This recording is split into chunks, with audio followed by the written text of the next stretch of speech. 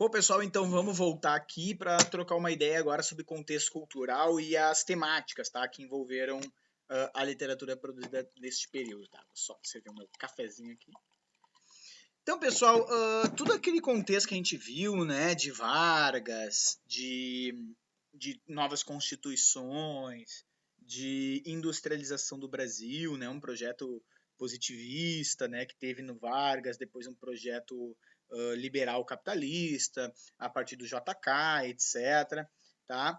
Tudo isso, gente, fez com que o Brasil finalmente se tornasse um país mais urbano.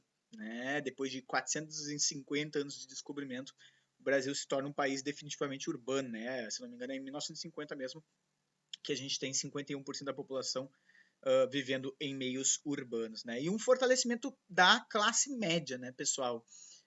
Com a ascensão do capitalismo, né, não era mais a aristocracia que produzia obras. Né? Isso é uma coisa interessante de se analisar. Né? O burguês, geralmente, ele não se interessa muito por literatura. Né? O burguês, a arte, geralmente, né, olha e pensa aquela pessoa que só quer enriquecer a qualquer custo. Né? Geralmente, ela despreza a arte de alguma forma. Né? A arte é diversão, a arte não é trabalho, a arte não tem uma utilidade prática, a arte não se aplica a nada e tal. Enfim.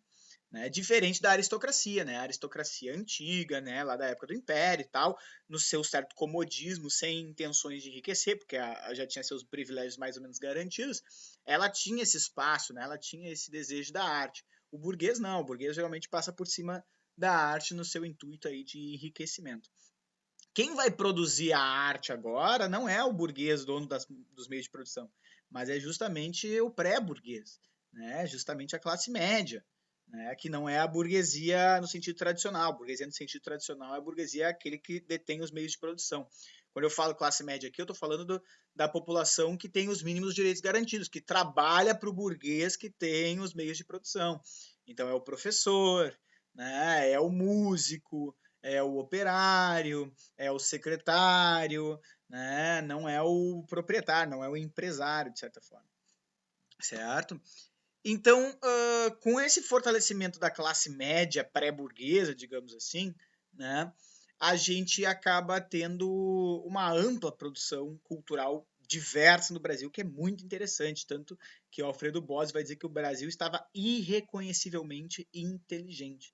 Né? Uma frase meio triste, né? Irreconhecível. Quando a gente está inteligente, a gente está irreconhecível. Né? Isto porque o Brasil nunca produziu tanta diversidade cultural, né, em pouco tempo, como a gente vai ver a partir dos anos 50. Né? A gente tem a construção dos MANs, né, os museus de arte moderna, tanto de São Paulo quanto do Rio de Janeiro, do MASP também, em São Paulo. A gente tem o primeiro canal de TV, né, se não me engano, o Brasil é o terceiro país do mundo, tá, gente?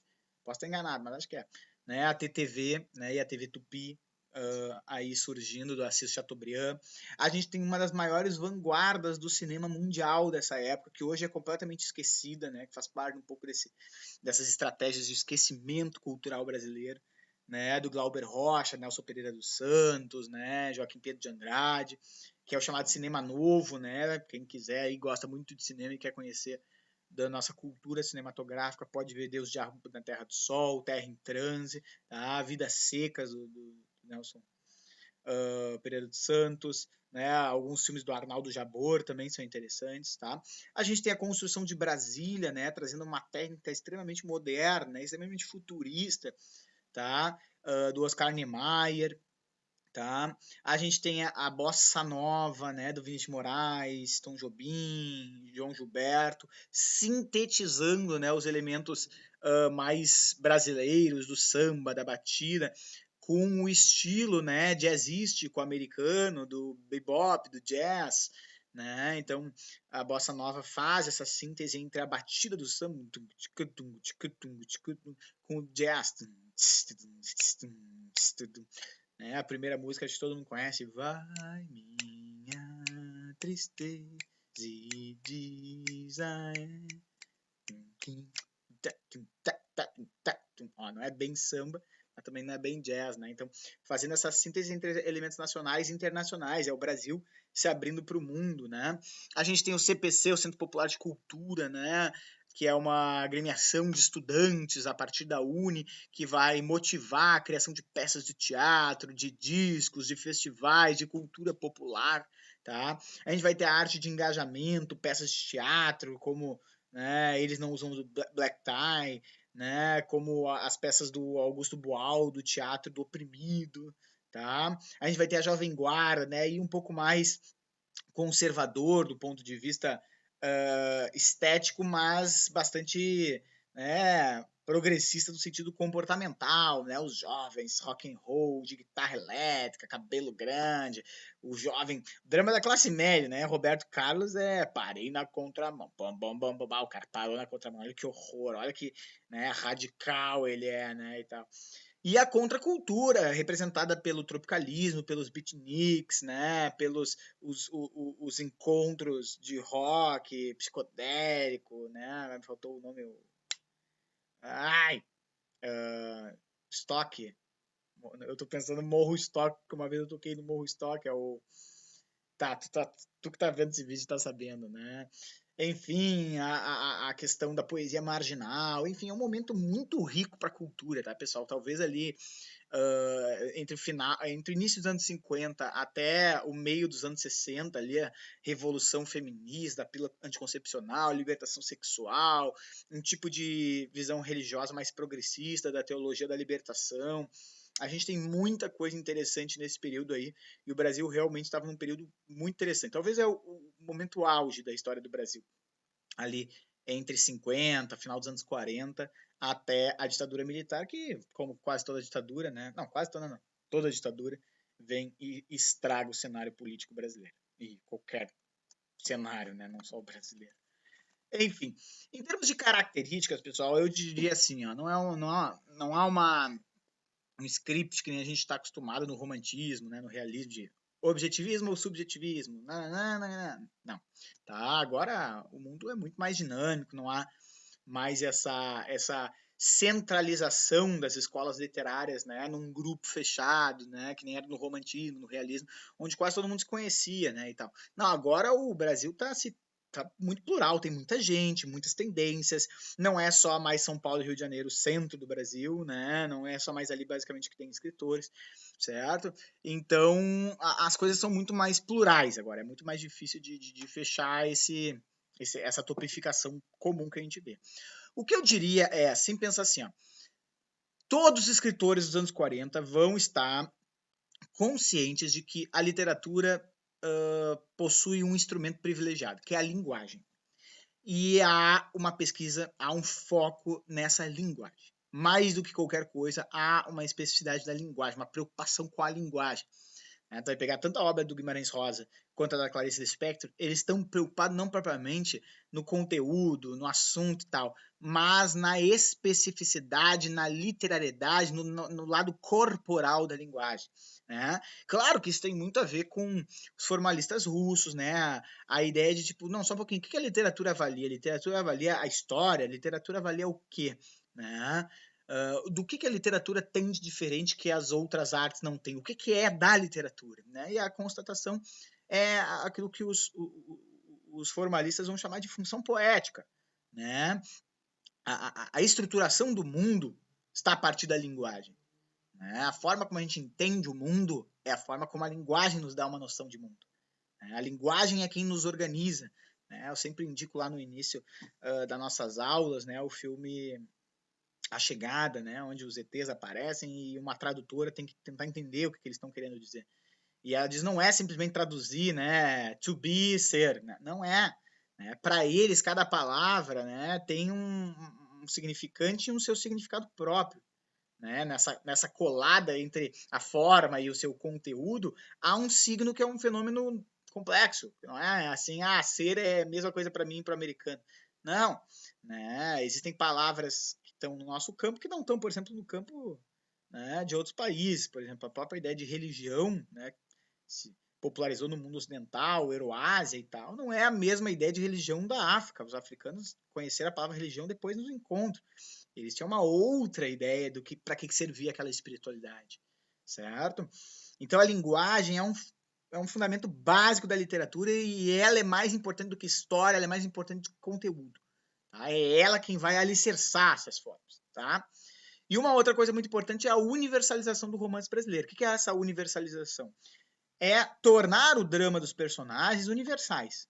Tá? É fazer com que, mesmo no sertão de Guimarães Rosa, lá no meio de Minas Gerais, os dramas que os personagens vivem, no final das contas, são os mesmos dramas que eu aqui, né, hoje, né, no caso, sentado em Garopaba, no meio de uma pandemia, né, com pouco dinheiro que está acontecendo, é o mesmo drama que a gente está vivendo, que é por que eu quero esse dinheiro? Eu quero esse dinheiro para quê? Para comer, para me satisfazer? O que me satisfaz? O que me faz querer viver? O que me faz acordar, né? E querer mais um dia, né? Então, as noções de certo, de errado, de sentido de vida, de amor, para que nós estamos aqui, né? Então, no final das contas, todo mundo está permeado, está atravessado por esses mesmos desejos, por esses mesmos questionamentos, por esses mesmos dilemas, né? Então eles vão querer, assim, a seca, por exemplo, que era um tema lá do Romance de 30, não vai ser só mais uma questão específica do sertanejo, mas a seca desencadeia, né, um dilema, um questionamento maior, né? Então é mais ou menos nesse sentido, tá? Então eu dividi aí, vocês vão ter os romances urbanos e os romances rurais, né? O urbano liderado pela Clarice Lispector, o rural liderado pelo Guimarães Rosa, né? No urbano a gente vai ver uma nova geração fragmentada, né, pela lógica do capital, pela lógica das identidades, das múltiplas identidades que é estar na cidade, né, sofrendo a questão da solidão, né, da quantificação maior que a qualificação, geralmente sintomatizando esse vazio existencial na violência, na agressão, nas pulsões sexuais, nas pulsões de morte, tá?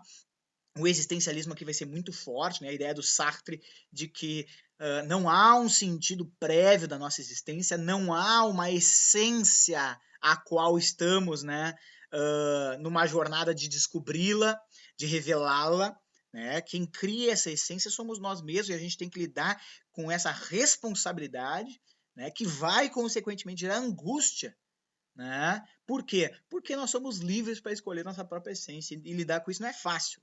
Né? A maioria das pessoas preferem que alguém nos dê um manual de instruções, por isso que a autoajuda está tão na moda. Né? A autoajuda diz, você tem que fazer isso. Se você fizer isso, vai dar nisso. Ou seja, relações de causa e efeito. A gente gosta de relações de causa e efeito. A gente falou isso há pouco em Einstein, né? A gente quer encontrar dentro das regras que nos é proposto o resultado final, né? O caminho final. E às vezes não é tão assim. Às vezes você tem uma dimensão de tempo e de espaço, de regras de jogo diferente de outras pessoas, tá? E no mundo rural a gente vai ver o fim do campo, né? O Brasil rural, o Brasil sertanejo, o Brasil do interior começa a morrer frente ao Brasil urbano, o Brasil da cidade. Por isso vai surgir elementos de chamado realismo mágico, né? Lobisomens, coisas assim, né? Vão trazer a última tônica, né, da possível imaginação que ainda há no campo que não há mais na cidade. Na cidade a imaginação está devorada. A imaginação não produz. Né? A imaginação não é um meio de produção. Tá? No máximo, você pode imaginar para produzir. Aí sim, para fazer um livro, para vender e etc. Né? Mas a imaginação não é mais um momento de felicidade, de subjetividade própria. Né? Não. Esse tempo tem que ser utilizado, né? Funcional. Tá? Então, só para acabar, vamos ler aqui. Ó. Na ficção urbana, presenciarem é bom, né?